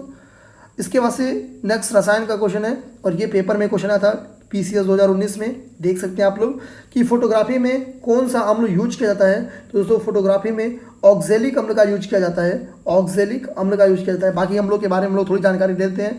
जो फॉर्मिक अम्ल होती है ये चींटी की होती है, और जो चींटी और ये जो है एसिटिक अम्ल है इसका संबंध नींबू से होता है। जो एसिटिक अम्ल है इसका संबंध सिरका से होता है, और जो साइट्रिक अम्ल है इसका संबंध नींबू से होता है। तो इसका सही आंसर बी है, देख सकते हैं हम लोग। 104 नंबर क्वेश्चन, निम्नलिखित में से कौन सा एक प्राकृतिक बहुलक नहीं है। तो दोस्तों इसमें ऊन, रेशम और नायलॉन, ऊन, रेशम और चमड़ा ये तीनों प्राकृतिक बहुलक हैं, जबकि नायलॉन इसमें प्राकृतिक बहुलक नहीं है, ये कृत्रिम उच्च कार्बनिक बहुलक है। तो यानी ये प्राकृतिक ना होके कृत्रिम है, तो इसका नायलॉन सही आंसर है। इसको हम रफ कर लेते हैं दोस्तों। नेक्स्ट क्वेश्चन 105 कह रहा है कि निम्नलिखित कथनों पर विचार कीजिए, और कथन 3 को अगर हम लोग पढ़ें तो कह रहा है कि वायु का मुख्य घटक ऑक्सीजन है, जबकि हम लोग जानते हैं कि वायुमंडल में 78% नाइट्रोजन है। यानी इनका ऑप्शन नंबर 3 को अगर हम लोग इग्नोर करें तो यहाँ से कट जाएगा और यहाँ से कट जाएगा, तो ऑप्शन 2 तो इनका सही है। यानी 2 को हमको पढ़ना नहीं पड़ेगा। हीरा तांबे और लोहे से कठोर होता है, तो हमको पता है हीरा सर्वाधिक कठोर होता है और कार्बन का एक अपर रूप है। नेक्स्ट क्वेश्चन कह रहा है कि नाइट्रोजन वनस्पति घी के निर्माण में यूज होती है, तो बिल्कुल नहीं यूज होती है। इसका सही आंसर है एक, कैल्शियम सल्फेट की उपस्थिति जल को कठोर बना देती है एवं इसका उपयोग योग्य नहीं होता है, तो बिल्कुल सही है, कैल्शियम सल्फेट की उपस्थिति जल को कठोर बना देती है। 106 नंबर क्वेश्चन पर अगर हम लोग जाएँ तो कह रहे सभी जैव यौगिक का अनिवार्य मूल तत्व है, तो वो कार्बन है दोस्तों। ये वेरी इंपॉर्टेंट क्वेश्चन है कि सभी जैव यौगिक का, अजैव की नहीं बात कर रहा, केवल जैव यौगिक का अनिवार्य मूल तत्व क्या है, तो कार्बन है। 107 नंबर क्वेश्चन, निम्नलिखित कथनों का परीक्षण कीजिए एवं नीचे ही दिए गए कूट का यूज कीजिए। दोस्तों यहाँ पे अगर हम लोग ध्यान से देखें, इसका सेकंड पढ़े तो कह रहा है मैग्नेटाइट एल्यूमिनियम का सबसे महत्वपूर्ण अयस्क है, जबकि हम सब जानते हैं कि जो मैग्नेटाइट है वो लोहे का है। तो मैग्नेटाइट और हेमेटाइट ये लोहे का अयस्क है। तो इस तरह से हम लोग अगर 2 को काटें तो हमारे पास 1 सही हो गया और 3 सही हो गया, तो ऑप्शन 1 सही हो गया, ऑप्शन 3 सही हो गया। हम लोग सीधा 4 पढ़ें तो फोटोग्राफी में पोटेशियम नाइट्रेट प्रयुक्त होने वाला अनिवार्य रसायन है, तो कहता है फोटोग्राफी में सोडियम ब्रोमाइड का यूज किया जाता है, और ये भी PCS 2019 का क्वेश्चन है कि फोटोग्राफी में किसका यूज किया जाता है, तो फोटोग्राफी में सिल्वर ब्रोमाइड का यूज किया जाता है। इसको हम लोग रफ कर देते हैं दोस्तों, फोटोग्राफी में सिल्वर ब्रोमाइड का यूज किया जाता है। तो हम लोग बैक ईयर का इंपॉर्टेंस अब देख रहे हैं, हम लोग साथ साथ सीखते जा रहे हैं कि पेपर में कौन कौन सा क्वेश्चन आया था। नेक्स्ट अगर देखें तो निम्नलिखित में से कौन सुमेलित नहीं है। तो दोस्तों जो अदरक है वो राइजोम, तो ये सही है। केसर जो होता है वो बीज से ना होके पुष्प से होता है, इसकी प्राप्ति पुष्प से होती है, तो ऐसे में ऑप्शन बी इसका सही है। बाकी सन तना से और अफीम की डुंडी से, ये सही है दोस्तों। इसमें सबसे इंपॉर्टेंट यही था कि केसर पुष्प से प्राप्त होता है। नेक्स्ट रुधिर वर्णिका के संबंध में निम्नलिखित कथनों पर विचार कीजिए और नीचे दिए गए कूट देखें। तो दोस्तों अगर हम लोग कूट देखें तो इसमें अगर हम लोग ऑप्शन 4 देखें, जिसको हम लोग कल डिस्कशन में किए हैं, कि ऑप्शन 4 नहीं 3 देखें, कह यह कुछ रोगों में प्रतिरक्षा प्रदान करता है, जबकि हमको पता है दोस्तों कि रोगों से प्रतिरक्षा हमको WBC प्रदान करता है।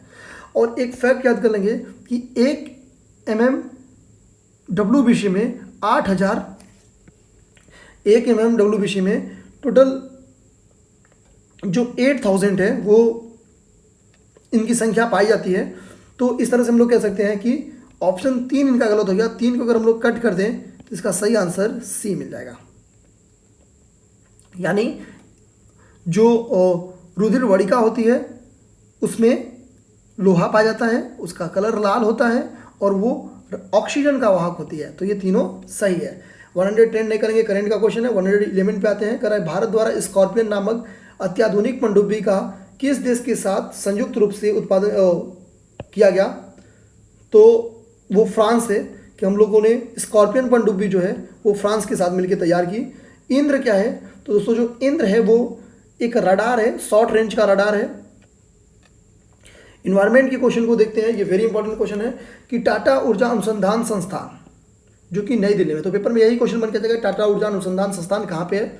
स्वतंत्रता के बाद देश के पर्यावरण के अवक्रमण को प्रालेखन तथा आगामी 50 वर्षों में नियमन हेतु युक्तिपूर्वक विकास हेतु परियोजना कहलाई। तो इसको सेव इंडिया 2047 कहते हैं। तो ये याद कर जाएंगे, सेव इंडिया 2047 है, ना कि ग्रीन इंडिया। क्योंकि इन्वायरमेंट से रिलेटेड है तो लोग ग्रीन इंडिया मान लेते हैं, लेकिन इसका आंसर है सेव इंडिया। नेक्स्ट क्वेश्चन, ये दिए गए कथनों पर विचार कीजिए। प्राकृतिक पर्यावरण स्वच्छ होता है। तो बिल्कुल सही है दोस्तों कि प्राकृतिक पर्यावरण स्वच्छ होता है, एकदम। आगे कह रहा है कि मानवीय क्रियाएं पर्यावरण को प्रदूषण का कारण है। तो बिल्कुल सही है। मानवीय क्रियाएं जैसे हम लोग निर्वहन कर दे रहे हैं, कई सारे ग्रीन हाउस गैसेज का उत्सर्जन बहुत तेज कर रहे हैं, और यही रीजन है कि हमारा पर्यावरण जो है प्रदूषित हो जा रहा है। तो कथन और कारण सही है और सही एक्सप्लेन भी करता है। नेक्स्ट क्वेश्चन दोस्तों, अम्ल वर्षा पे, जो कि पिछली बार पीसीएस 2019 का क्वेश्चन है। तो देखते हैं कि अम्ल वर्षा के लिए जो होता है वो जिम्मेदार कौन है? तो अम्ल वर्षा के लिए सल्फर डाइऑक्साइड जिम्मेदार होती है, और जो नाइट्रस ऑक्साइड होती है, ये दो बेहद जिम्मेदार हैं। सल्फर डाइऑक्साइड जिसको हम लोग SO2 कहते हैं, और जो नाइट्रोजन ऑक्साइड जिसको हम कहते हैं कि नाइट्रोजन ऑक्साइड नहीं, नाइट्रस ऑक्साइड। तो इसका सही आंसर है ऑप्शन सी।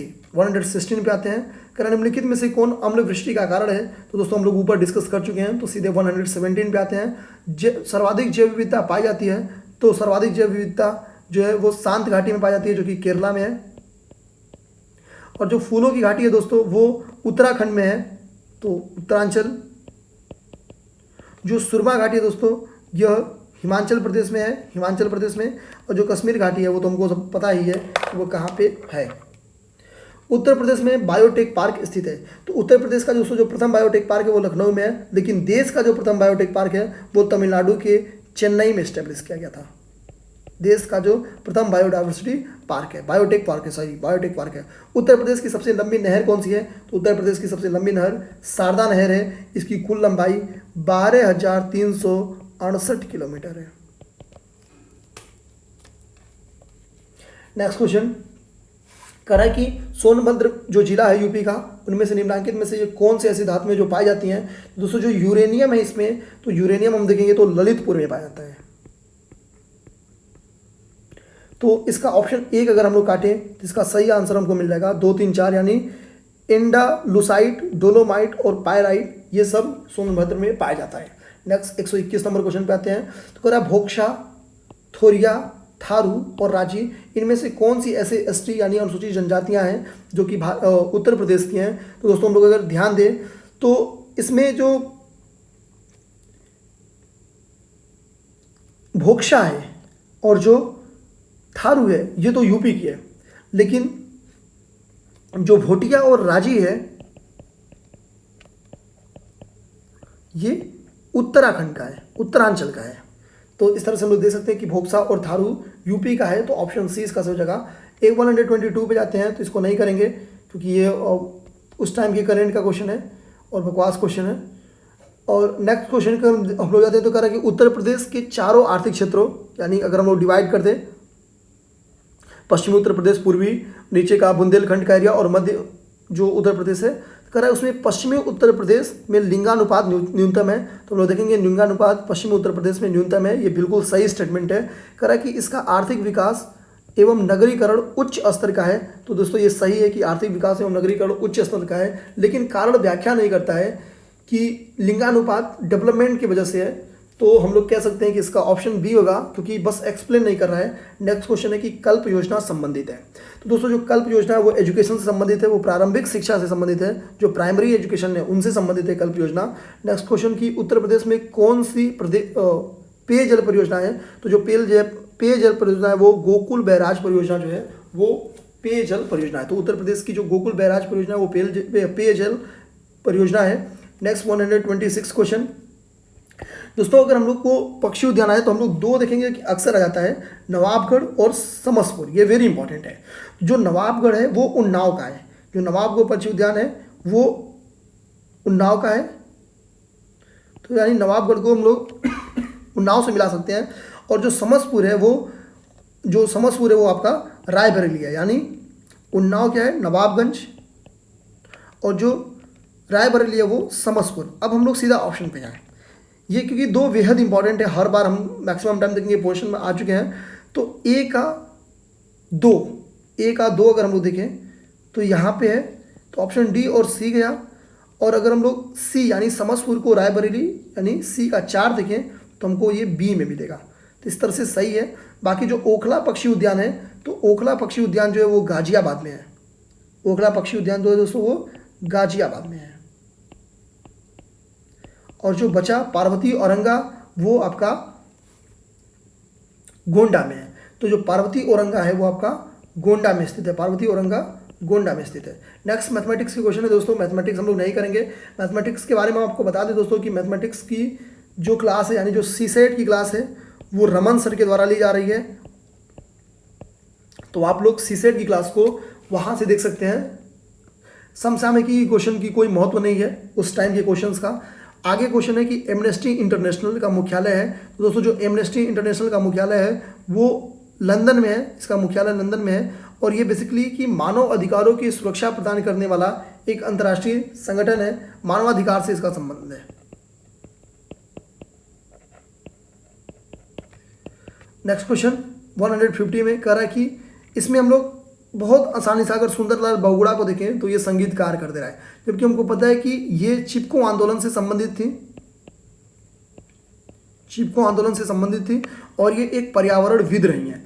अगर हम लोग दोस्तों कुछ इंपॉर्टेंट पर्यावरण आंदोलनों को देखें तो चिपको आंदोलन जिससे सुंदरलाल बहुगुणा संबंधित थे, चंडी प्रसाद भट्ट संबंधित थे। और जो चिपको आंदोलन हुआ था वो उत्तराखंड में हुआ था। इसके मुखिया गौरा देवी थी। इसके मुखिया कौन थी? तो गौरा देवी थी। तो हम लोग इस तरह से देख सकते हैं।